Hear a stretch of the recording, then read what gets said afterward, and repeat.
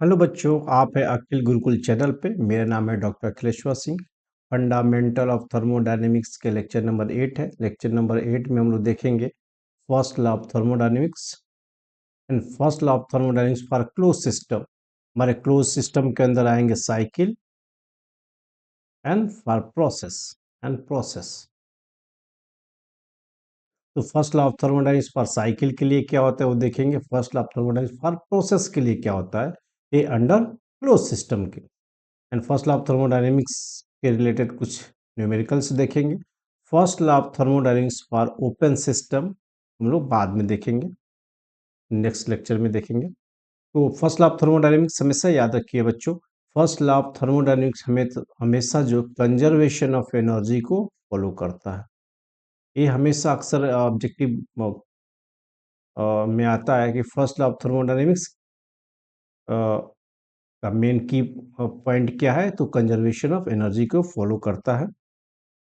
अगर डिफिनीशन देखें तो फर्स्ट लॉ ऑफ थर्मोडायनेमिक्स के अनुसार energy can not be created and can not be destroy of the isolated system, it can be only transform one form to another form.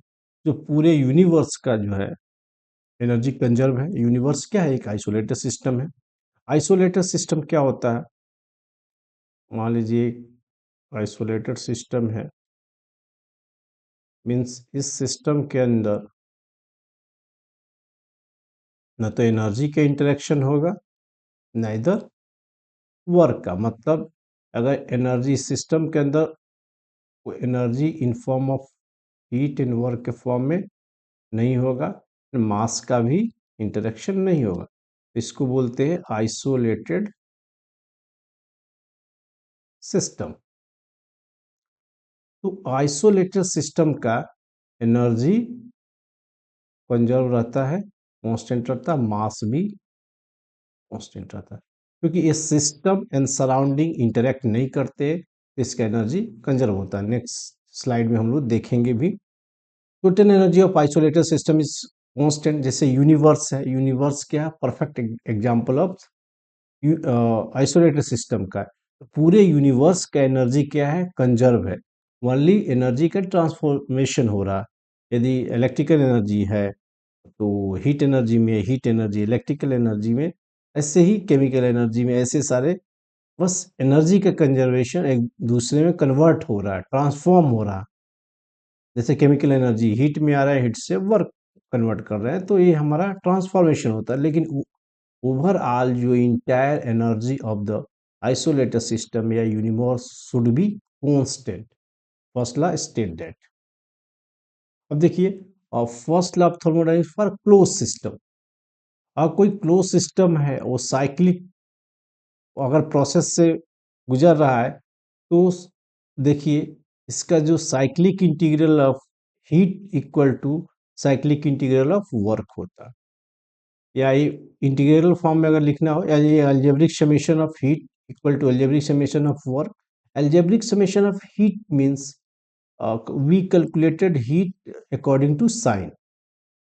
Sign convention next slide में मैं अभी discuss करूंगा। यहाँ पे भी है, ये इंटीग्रल फॉर्म में है। ये जो राउंड शेप बताता है साइकिल, इसका मतलब साइकिल समझिए। राउंड शेप मतलब अगर ऐसे मैं कर रहा हूँ, मतलब कुछ साइक्लिक प्रोसेस के लिए बात को हो रहा है। साइक्लिक प्रोसेस से cyclic integral of heat equal to cyclic integral of work. तो इसमें अलजेब्रिक समेशन करेंगे, विथ साइन के साथ पूरे हीट को ऐड करेंगे, और विथ साइन के साथ पूरे वर्क को ऐड करेंगे, तो ये सेम होगा for a cycle. System undergoing a cycle, then the algebraic summation of heat across the system boundary should be 0. The algebraic summation of heat and work हमेशा क्या होता है, इक्वल होता है from the first law of thermodynamics और cycle के लिए। Cycle क्या होता है, अगर कोई प्रोसेस 1 से 2 हुआ,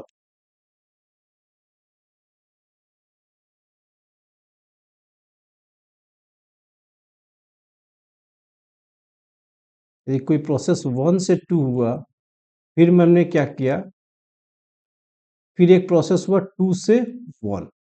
तो यहाँ पे देखिए, अब प्रोसेस 1 से 2 हुए थे, फिर 2 से 1 हो गए, तो इसका इनिशियल पोजीशन या initial state and final state should be same, one ही है, तो इसको बोलते हैं साइकिल। तो मान लीजिए यहाँ पे अपने प्रोसेस 1 से 2 के लिए मैंने हीट ऐड किया और 2 से 1 के लिए हमको वर्क मिला, 2 से 1 के लिए। तो अगर आप देखेंगे तो ये जो हमारा first law of thermodynamics for cycle बोलता है Q 1 से 2 इक्वल टू W 2 से 1, according first law of thermodynamics के थ्रू ये होता फॉर साइक्लिक प्रोसेस, हमेशा याद रखिएगा। चलिए नेक्स्ट स्लाइड में देखते हैं। देखिए एक साइकिल यहाँ पे दिया गया है और ये टीएस डायग्राम है कॉर्नट साइकिल का, एक इसका नाम है कॉर्नट साइकिल। अब देखिए हम यहाँ से 1 से 2 गए, 1 से 2 में क्या हुआ, हीट डब्ल्यू सी ऐड हुआ। फिर 2 से 3 गए, इसमें हीट ऐड हुआ सिस्टम में Q1। फिर हम 3 to 4 आए, इससे वर्क हमको मिला WE। फिर 4 to 1 हीट क्या हुआ, एम्बिएंट में ट्रांसफर किए। तो एक क्या साइकिल 1 से चले थे, घूमते घूमते 1 पे आ गए, मतलब इसका initial position and final position should be same या आइडेंटिकल, वन ही है, तो इसको बोलते हैं साइकिल। इसमें कितने प्रोसेस है, प्रोसेस 1, प्रोसेस 2, प्रोसेस 3, प्रोसेस 4। ठीक है, बाद में हम लोग पढ़ेंगे, थर्ड यूनिट में भी इसको बारे में डिस्कस करेंगे डीपली। बट यहाँ पे कैसे साइकिल में यूज करते हैं, देखिए यहाँ पे अब देखिए कहाँ कहाँ आप हीट ऐड कर रहे हैं। सिस्टम में आपने हीट की ऐड किया Q1, तो देखिए हीट ऐड किया Q1, सिस्टम से हीट ट्रांसफर हुआ साइन Q2। तो जो heat trans system to surrounding heat transfer होता है वो हमेशा निगेटिव लेते हैं, तो -Q2। अब देखिए यस, सिस्टम हमारा जो साइकिल है में आपने हीट किया, सिस्टम या मेरा साइकिल, इसमें हीट सॉरी वर्क आपने ऐड किया WC। तो जब भी आप वर्क ऐड करते हैं ना सिस्टम को, हमेशा निगेटिव लेना है, क्योंकि सिस्टम का नेचर ही होता है वर्क प्रोड्यूस करना, वर्क कंज्यूम नहीं करना। तो जब भी सिस्टम कोई वर्क कंज्यूम करता है, हमेशा उसको निगेटिव लेते हैं। यदि वर्क प्रोड्यूस करता है तो उसको पॉजिटिव लेते हैं। तो देखिए ये सिस्टम वर्क कर रहा है, आउटपुट मिल रहा है, वर्क सिस्टम WE, तो देखिए WE शुड बी पॉजिटिव। तो Q1 minus Q2 cycle algebraic summation of heat equal to algebraic summation of work. ये W मीन्स ये क्या हो गया, Q net with sign equal to W net, या cyclic integral del Q equal to cyclic integral of W। अब देखिए थोड़ा sign convention देख लेते हैं, ये बहुत इंपॉर्टेंट है, क्योंकि आप साइन अगर गलत लेंगे तो आपका आंसर सही नहीं आएगा। तो साइन कन्वेंशन देखिए, heat transfer to the system is positive, यदि आप सिस्टम को हीट दे रहे वो हमेशा पॉजिटिव होगा, करेक्ट। यदि सिस्टम टू सराउंडिंग हीट मतलब सिस्टम से हीट रिजेक्ट हो रहा तो हमेशा निगेटिव लीजिएगा। जैसे यहाँ निगेटिव क्या था Q2, क्योंकि सिस्टम से हीट रिजेक्ट हो रहा था सराउंडिंग में, या पॉजिटिव क्या था हमारे यहाँ पे Q1, क्योंकि आपने सिस्टम पे Q1 हीट ऐड कर रहे हैं, यहाँ पे Q1 देख लीजिए सिस्टम को दे रहे हैं। सिमिलरली वर्क को देखेंगे, यदि work done by the system, work system कर रहा है माने वर्क प्रोड्यूस कर रहा है सिस्टम, तो हमेशा पॉजिटिव होगा। यहाँ देखिए वर्क प्रोड्यूस क्या हो रहा है, WE हो रहा है, तो WE हम लोग पॉजिटिव लिए हैं यहाँ पे। यदि आप सिस्टम पे वर्क कर रहे हैं यानी सिस्टम वर्क कंज्यूम कर रहा है, तो हमेशा वो निगेटिव वर्क होगा, लेकिन WC हमेशा निगेटिव लेंगे। तो हमेशा ध्यान रखिएगा, जब आप सिस्टम को हीट देते हैं तो वो हमेशा पॉजिटिव होता है। जो अगर सिस्टम से वर्क आउटपुट होता है या सिस्टम वर्क करता है, हमेशा वो पॉजिटिव होता है। इसके अपोजिट कुछ भी होगा तो निगेटिव होगा। तो सिस्टम को जैसे IC इंजन है, जैसे जिससे बाइक चल रहा है, तो उसमें क्या होता है, बाइक में क्या को हम लोग हीट केमिकल एनर्जी देते हैं, केमिकल एनर्जी हीट एनर्जी में कन्वर्ट होता है। तो हम सिस्टम को हीट देते हैं, अपने इंजन को हीट देते हैं, और हीट के थ्रू वर्क मिलता है, जिसके थ्रू बाइक चलता है। तो हमेशा ध्यान रखिएगा, सिस्टम को हीट ऐड करते हैं या पॉजिटिव होता है, यदि सिस्टम वर्क करता है या वर्क हमको मिलता है तो उसको पॉजिटिव लेते हैं, इसके अपोजिट में सब निगेटिव होता है। चलिए एक क्वेश्चन देख लेते हैं, बहुत सारे एग्जाम में पूछा गया, द साइक्लिक इंटीग्रल ऑफ, देखिए साइकिल आ गया ना, साइकिल पे को मार्क करना है, इंटीग्रल ऑफ माइनस डेल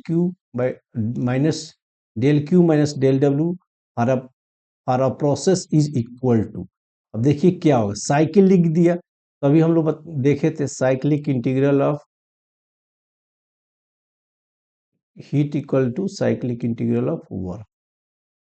या इसके फॉर्म में अलजेब्रिक समेशन के फॉर्म में देखेंगे, algebraic summation of heat equal to algebraic summation of work, या algebraic summation of Q minus W zero for cycle.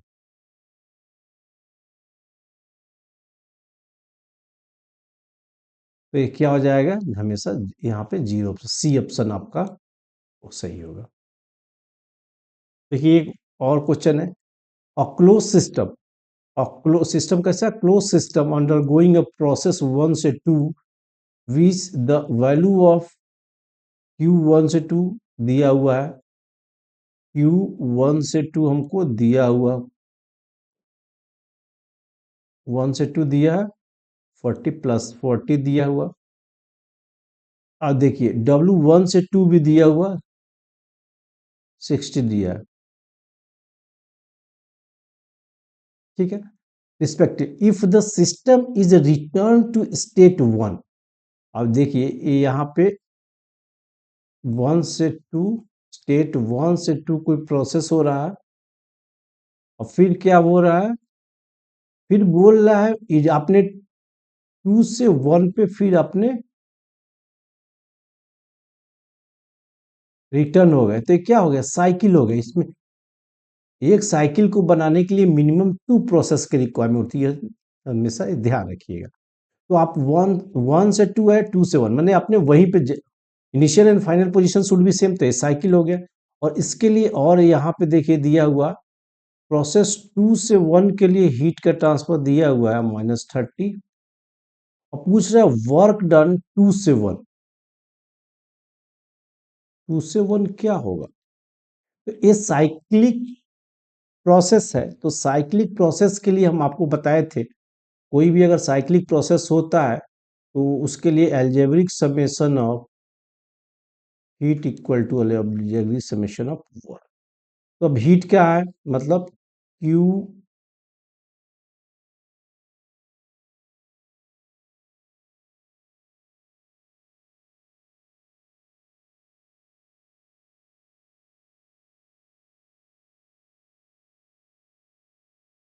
To से 1।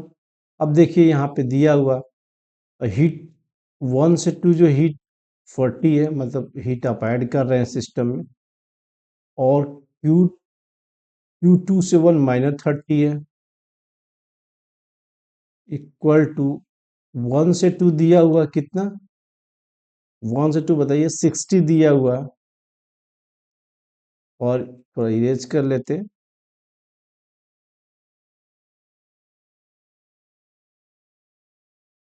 और हमको निकालना क्या है, डब्लू 2 से 1, करेक्ट। तो ये देखिए डब्लू 2 से 1 निकालना है, तो ये क्या हो गया अपना 10 किलो जूल, और ये इधर जाएगा तो माइनस हो जाएगा, 10 माइनस 60 मीन्स -50 किलो जूल, और -50 किलो जूल क्या है, बी। अपना बी ऑप्शन यहाँ पे सही हो गया। देखिए एक और क्वेश्चन है साइकिल से रिलेटेड, और heat transfer in a cyclic process, cyclic process है, प्रोसेस कहता है साइक्लिक प्रोसेस है, इतना किलो जूल, इतना किलो जूल एंड इतना kilo, the net work for this cycle will be. अब हीट ट्रांसफर बोला तो हमको साइकिल है, तो cyclic integral of Q equal to cyclic integral of W. तो जो नेट वर्क होगा वो अलजेब्रिक समेशन ऑफ हीट के बराबर है, तो जो दिया है अलजेब्रिक समेशन ऑफ हीट दिया है 20 प्लस -5 प्लस -10 प्लस 15, ये कितना हो गया, और 20 -5 -10 प्लस 15, तो ये कितना बच गया 20 किलो जूल। 20 किलो जूल देख लीजिए किधर सी ऑप्शन है अपना, तो सी ऑप्शन यहाँ पे सही हो गया। तो जब भी आपको साइकिल से रिलेटेड कोई भी प्रॉब्लम आएगा तो हमेशा याद रखिएगा cyclic integral of heat equal to cyclic integral of work, या algebraic summation of heat equal to algebraic summation of work with sign convention के साथ इसको रखना है। चलिए, first law of thermodynamics for any process के लिए देखेंगे। तो किसी प्रोसेस के लिए अगर कोई क्लोज सिस्टम है उसमें कोई प्रोसेस हो रहा है तो उसके लिए हमारा और thermo first law of thermodynamics के इक्वेशंस क्या होंगे। देखिए देखिए यहाँ पे एक क्लोज सिस्टम दिया हुआ है, क्लोज सिस्टम है अपना, क्लोज सिस्टम। क्लोज सिस्टम किसको बोलते हैं? जिसमें ओनली एनर्जी का इंटरेक्शन हो system to surrounding in form of heat and work, and mass का इंटरेक्शन नहीं होना चाहिए, मास का इंटरेक्शन नहीं है तो उसको बोलते हैं क्लोज सिस्टम। अब देखिए ऑलरेडी मैंने प्रीवियस लेक्चर में सब डिस्कस किया, तो यहाँ पे हम लोग देखेंगे ये जो मेरा क्लोज सिस्टम है, तो अब देखिए क्लोज सिस्टम को क्या बोल दे रहे हैं हम लोग, हीट क्यू दे रहे हैं। तो जो हीट क्यू देंगे तो एक क्या होता है, सिस्टम के अंदर कुछ एनर्जी स्टोर हो जाएगा एंड कुछ वर्क प्रोड्यूस करे। तो अब from the conservation of energy जो आप हीट दे रहे हैं Q1 दे रहे हैं, अब वर्क क्या मिल रहा है W, अब कुछ एनर्जी हमारा यहाँ पे स्टोर हो रहा है। तो इसको देखेंगे कि क्या मतलब इसके लिए इक्वेशन क्या होगा। तो यहाँ पे देखेंगे आपने जो हीट सिस्टम को दिया, जो इनपुट है एक स्टोर हुआ एक वर्क किया, तो यहाँ पे आप देखेंगे आपने सिस्टम हीट आपने क्या सिस्टम को इनपुट में किया था, हीट दिया, तो क्या ए इक्वल टू क्या होगा, इस सिस्टम के एनर्जी को बढ़ाने में जाएगा और कुछ वर्क प्रोड्यूस करने में जाएगा। और सिस्टम का चेंज इन ये जो एनर्जी होता है हमारा क्या होता है, change in internal, already previous lecture 7 में बात की है, change of internal energy equal to change of kinetic energy plus change of potential energy. ये internal energy microscopic in nature होते हैं और kinetic and potential energy microscopic in nature होते हैं। ठीक है, तो जो आप सिस्टम को एनर्जी जो दे रहे हैं, जो आप हीट एनर्जी सिस्टम को दे रहे हैं वो दो जगह कंज्यूम होगा, एक तो इसका एनर्जी बढ़ाने में, दूसरा वर्क प्रोड्यूस करने में। तो यहाँ पे देखिए यहाँ से क्या कर सकते, यहाँ पे ये याद रखना है आपको, इंपॉर्टेंट फॉर्मूला है, इसको और थोड़ा सिंप्लीफाई कर देते हैं। अब देखिए चेंज ऑलरेडी मैंने डिस्कस किया, change of energy of the system, store energy of the system, change of internal energy plus change of kinetic energy plus change of potential energy. अगर मेरा सिस्टम स्टेशनरी है, मूव नहीं कर रहा है, तो change of kinetic energy zero होगा, और हॉरिजेंटल है तो चेंज ऑफ पोटेंशियल एनर्जी भी हमारा जीरो होगा, सिस्टम मेरा हॉरिजेंटल है।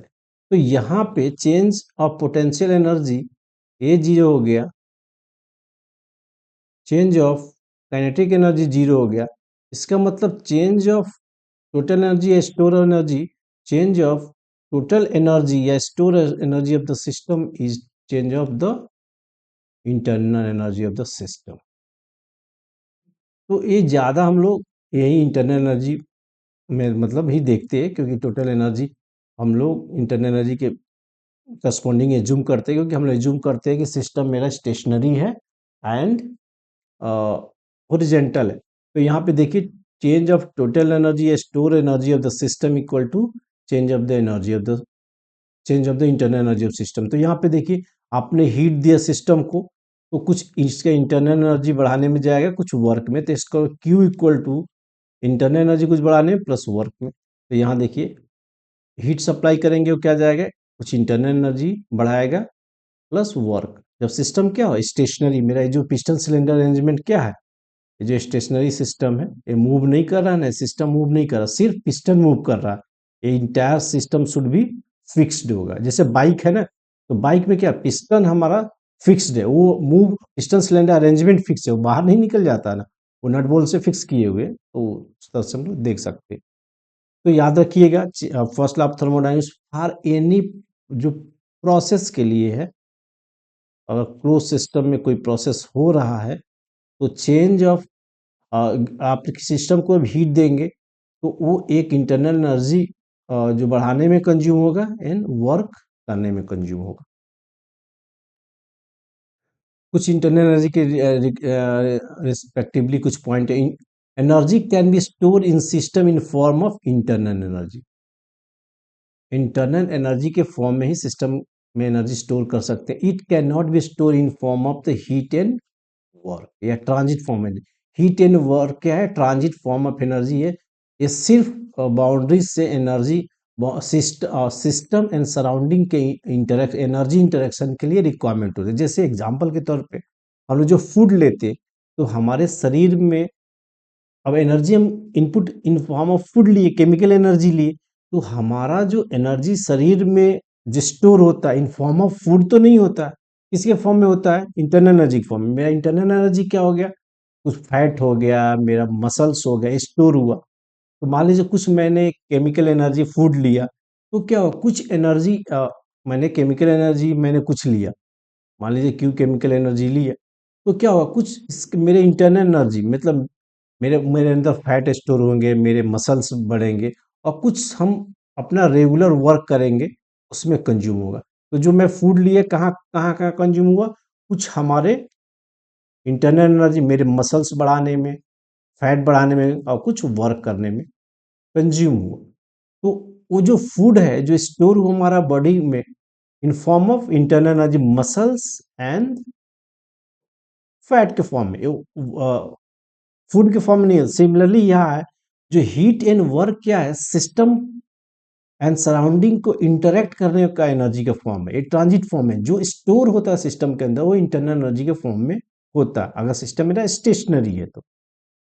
अब देखिए, the first law of thermodynamics does not give any absolute value of the energy. अभी देखिए, फर्स्ट लॉ ऑफ थर्मोडायनेमिक्स कोई एब्सोल्यूट वैल्यू नहीं देता। अभी किसके form? Daily change of energy of the system के बारे में बताता है, ठीक है, but only the change of energy of system.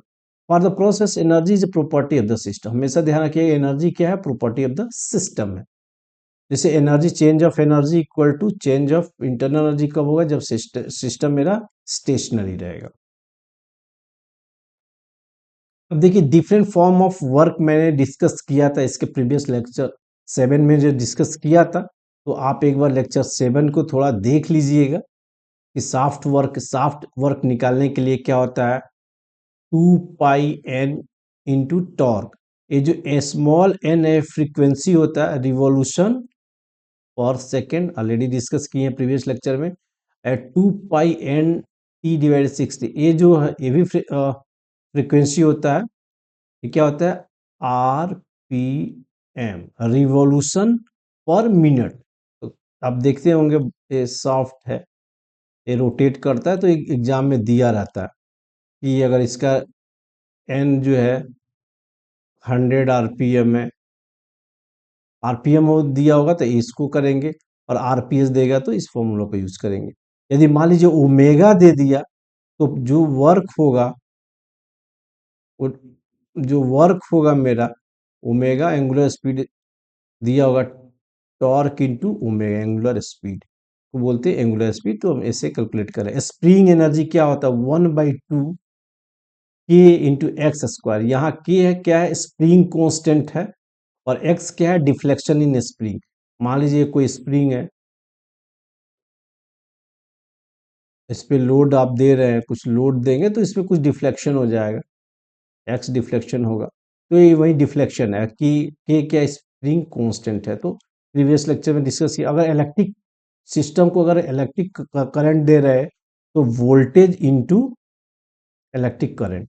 तो ये अगर, तो ये वर्क जो होता है डब्ल्यू क्या है? Total work. जैसे मेरा सिस्टम में एक, मान लीजिए क्लोज सिस्टम हो गया मेरा,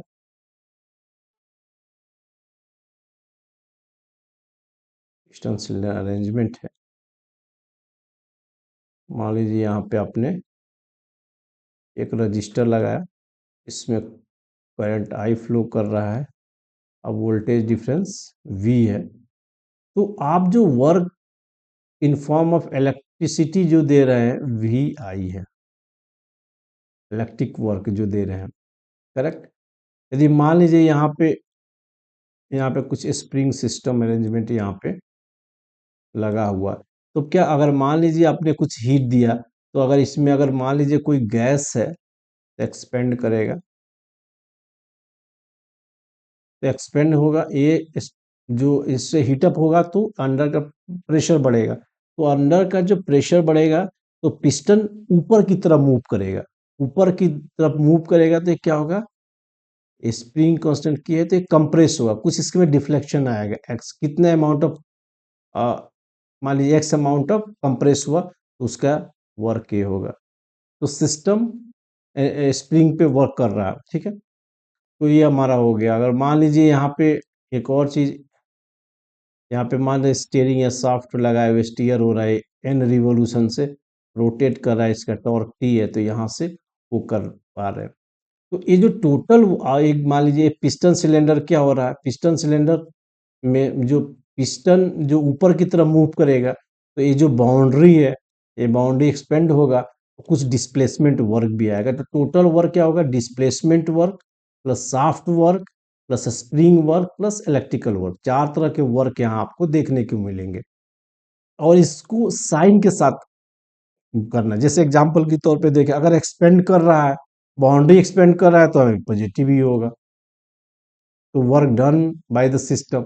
सॉफ्ट वर्क क्या होता है, हमेशा आप देते हैं तो all in general soft work हमेशा निगेटिव होता है, क्योंकि स्टीयर कर रहे हैं ना, तो आप कुछ ना कुछ सिस्टम को एनर्जी या वर्क दे रहे हैं, वर्क दे रहे हैं, तो यहाँ पे देख लेंगे स्प्रिंग वर्क, यहाँ पे स्प्रिंग वर्क देखेंगे क्या होगा, निगेटिव होगा, क्योंकि सिस्टम उस पर वर्क कर रहा है कॉन्स्टेंट, तो यहाँ पे निगेटिव हो जाएगा। इलेक्ट्रिक वर्क देखेंगे, इलेक्ट्रिक वर्क क्या है, यहाँ पे सिस्टम को वर्क दे रहे हैं तो ये भी क्या हो जाएगा, निगेटिव हो जाएगा। तो हमेशा याद रखिएगा, जब सिस्टम वर्क करेगा तो पॉजिटिव होगा, यदि आप सिस्टम को वर्क दे रहे हैं तो हमेशा निगेटिव। तो ये जो टोटल वर्क जो हम लोग करते हैं ना, और जो फर्स्ट यहाँ पे ऑलरेडी हम लोग देखे हैं ना इक्वेशंस में, यहाँ पे जो वर्क मेरा है, ये जो वर्क है ना, सारे वर्क का एल्जेब्रिक समेशन है। अलजेब्रिक समेशन मतलब विथ साइन के साथ। यहाँ पे सिर्फ एक ही वर्क हमको मिल रहा था, एक ही हीट था, तो हम लोग डायरेक्ट लिख लिए, लेकिन डिफरेंट डिफरेंट वर्क होगा, कंफ्यूज नहीं होना है। जो वर्क है यहाँ पे नेट वर्क है, इसको अलजेब्रिक समेशन के साथ सारे वर्क को ऐड करना है। यदि system work done by the system, अगर आउटपुट वर्क है तो पॉजिटिव होगा, अगर सिस्टम कंज्यूम कर रहा है या सिस्टम को वर्क दे रहे हैं तो हमेशा निगेटिव होगा। तो उसके अनुसार से हम वर्क को अलजेब्रिक समेशन कर लेना, अलजेब्रिक समेशन मैंने विथ साइन के साथ। यदि other form of work is absent, जैसे other form of work should be, अगर कांस्टेंट है, मान लीजिए इस केस में कोई अदर फॉर्म ऑफ वर्क नहीं है, सिर्फ डब्ल्यू है, एक्सपेंशन हो रहा है, जो boundary expand piston upward direction में मूवमेंट कर रहा है, तो डिस्प्लेसमेंट वर्क आएगा। तो इस केस में क्या हो जाएगा, डिस्प्लेसमेंट वर्क सिर्फ आ जाएगा पी इंटू डी वी। तो सिस्टम बाउंड्री खाली एक्सपेंड हो रहा है, तो डिस्प्लेसमेंट वर्क ऑलरेडी मैं प्रीवियस लेक्चर में सब चीज़ें डिस्प्लेसमेंट वर्क कैसे कैलकुलेट करें, अलग अलग प्रोसेस के लिए अलग अलग डिस्प्लेसमेंट वर्क का फॉर्मूला ऑलरेडी हम लोग डिस्कस किए हुए, आप प्रीवियस लेक्चर जाके देख सकते हैं। तो ये डिस्प्लेसमेंट वर्क हमको मिलेगा। तो other form of work absent है, डिस्प्लेसमेंट वर्क को यूज कर सकते हैं। जैसे यहाँ पे कोई सारे एग्जाम्पल दिए हुए, यहाँ पे देखिए एग्जाम्पल फर्स्ट में क्या है, ये मेरा एक सिस्टम है, एक क्लोज सिस्टम है, इसमें क्या आपने Q1 अमाउंट ऑफ हीट दिया, ठीक है, या सिस्टम से Q2 अमाउंट ऑफ हीट बाहर चला गया, करेक्ट। और यहाँ पे देखिए कुछ आपने दिया, सॉफ्ट वर्क दिया, सॉफ्ट वर्क आपने दिया 6 किलो जूल। तो इसके इंटरनल एनर्जी कितना चेंज हुआ, या इसका एनर्जी कितना चेंज हुआ, सिस्टम स्टेशनरी है तो total energy equal to internal energy लिख सकते। तो फर्स्ट लॉ ऑफ थर्मोडायनेमिक्स से क्या हम लोग देखे थे, Q equal to change of energy of the system equal to W। अब देखिए Q हमेशा पॉजिटिव होगा कब, जब आप सिस्टम को एनर्जी, हमेशा सिस्टम को जो एनर्जी देते हो पॉजिटिव, तो यहाँ पॉजिटिव कौन है, 15। यहाँ पे जो हीट आपको निकल जा रहा है वो क्या कह देंगे, निगेटिव। तो नेट हीट अपना इतना सिस्टम को मिला एक तरह से, और इंटरनल एनर्जी हमको ये निकालना है। अब वर्क यहाँ पे देखिए, वर्क क्या हो रहा है, आप सिस्टम को वर्क दे रहे हैं, मतलब यहाँ पे ये जो रोटेट कर रहा है ना, तो आप वर्क दे रहे हैं तो हमेशा क्या हो जाए, ये निगेटिव हो जाएगा। तो यहाँ पे चेंज ऑफ सिस्टम का एनर्जी आप देखेंगे तो ये क्या हो जाए, एक कितना हो जाएगा बताइए, 12, और ये इस साइड आएगा तो पॉजिटिव हो जाएगा, +6, ये क्या हो जाएगा, 18 किलो जूल। तो change of the energy of the system is 18 kilo joule. Similarly यहाँ पे देखिए, एक एडियाबैटिक प्रोसेस है, adiabatic flow system, adiabatic process में क्या होता है, हमेशा याद रखिएगा, एडियाबैटिक प्रोसेस में Q should be 0, but work का इंटरेक्शन हो सकता है, सिर्फ हीट का इंटरेक्शन नहीं होता है। क्लोज सिस्टम में तो मास का भी नहीं होता। तो यहाँ पे देखिए, फर्स्ट लॉ ऑफ थर्मोडायनेमिक्स देखें, Q equal to change of energy of the system plus W। तो यहाँ पे क्या, एडियाबैटिक प्रोसेस है, तो हीट ट्रांसफर कितना होगा, 0, सिस्टम में सराउंडिंग भी हीट ट्रांसफर कुछ होगा ही नहीं, चेंज ऑफ एनर्जी। अब देखिए वर्क क्या करे, आप सिस्टम को वर्क दे रहे हैं, सिस्टम को वर्क दे रहे हैं तो क्या हो जाएगा, निगेटिव, क्योंकि सिस्टम अगर वर्क प्रोड्यूस करता है तो पॉजिटिव, वर्क कंज्यूम करता है तो निगेटिव। तो change of internal energy system equal to 10 kilo joule. चलिए एक एग्जांपल यहाँ देखिए, ये सिस्टम क्या, एडियाबैटिक प्रोसेस है, तो इसमें भी क्या, हीट ट्रांसफर क्या हो जाएगा, 0 हो जाएगा। तो अगर यहाँ पे फर्स्ट लॉ ऑफ थर्मोडायनेमिक्स को, heat supply equal to change of energy of the system plus work. तो अब यहाँ पे देखेंगे, Q क्या हमारा बताइए, एडियाबैटिक प्रोसेस है तो Q शुड बी 0। अब internal internal energy, change of internal energy of the system plus D, मतलब change of internal energy system, और एक क्या, W। W क्या, वर्क। अब देखिए इलेक्ट्रिसिटी वर्क आप दे रहे हैं, इलेक्ट्रिसिटी वर्क दे रहे हैं, डायरेक्ट दिया है कितना, तो सिस्टम को वर्क दे रहे हैं तो क्या हो जाएगा, -5। तो डेली मैंने change of internal of system equal to 5 kilo joule, उधर जाएगा तो पॉजिटिव हो जाएगा। तो ऐसे इसको अप्रोच करते हैं। हमेशा याद रखिएगा, अगर सिस्टम को वर्क दे रहे हैं तो हमेशा वो निगेटिव, सिस्टम का अगर वर्क कंज्यूम कर रहा है तो निगेटिव होगा, अगर सिस्टम वर्क कर रहा है तो पॉजिटिव होगा, आप सिस्टम को हीट दे रहे हैं तो पॉजिटिव होगा, यदि सिस्टम के थ्रू हीट सराउंडिंग में जा रहा है तो हीट निगेटिव हो रहा है, ध्यान रखिएगा। चलिए first law of thermodynamics for close system, कुछ जो फॉर्मूला समराइज कर देते हैं। तो क्या, first law of thermodynamics for cycle, close system के लिए cyclic integral of heat equal to cyclic integral of work, हमेशा इसको ध्यान रखना है आपको। ये जो है यहाँ पे अगर मैं ऐसे लिख रहा हूँ ना, तो इंटीग्रेशन है और इसका मतलब साइकिल होता है, ठीक है। अब देखिए फर्स्ट लॉ ऑफ थर्मोडायनामिक्स, अगर किसी प्रोसेस की बात करें तो अगर प्रोसेस को हीट देंगे तो उसका इंटरनल एनर्जी बढ़ाने में कुछ खर्च होगा, कुछ वर्क करने में कंज्यूम खर्च होगा। जैसे हम, हमारे शरीर को केमिकल एनर्जी मिलता है, तो कहाँ का मेरा इंटरनल एनर्जी बढ़ाने में कुछ कंज्यूम होता है, कुछ वर्क में कंज्यूम होता है। अगर सिस्टम क्या है हमारा, स्टेशनरी है, तो total energy of the system equal to internal energy of the system होता, तो Q equal to change of internal energy of system equal to work. अब देखिए डिफरेंशियल फॉर्म में, डिफरेंशियल फॉर्म में देखिए del Q equal to del E plus del W। अब देखिए ये जो कट किया गया है ना, इसको ध्यान रखना है, ये जो कट करने वाला सिर्फ वर्क एंड हीट की जगह पाएगा, क्योंकि वर्क एंड हीट क्या है, पाथ फंक्शन है। थर्मोडायनेमिक्स में heat and work he only path function है, सब उसके बाद सब प्रॉपर्टी है, पॉइंट फंक्शन है। तो पाथ फंक्शन होता है, तो क्या जो पाथ फंक्शन होता है प्रॉपर्टी नहीं होता, जो प्रॉपर्टी नहीं होता वो इन एग्जैक्ट डिफरेंशिएबल होता है। तो देखिए ई क्या प्रॉपर्टी है, एग्जैक्ट डिफरेंशियल, इसीलिए डी लिखे।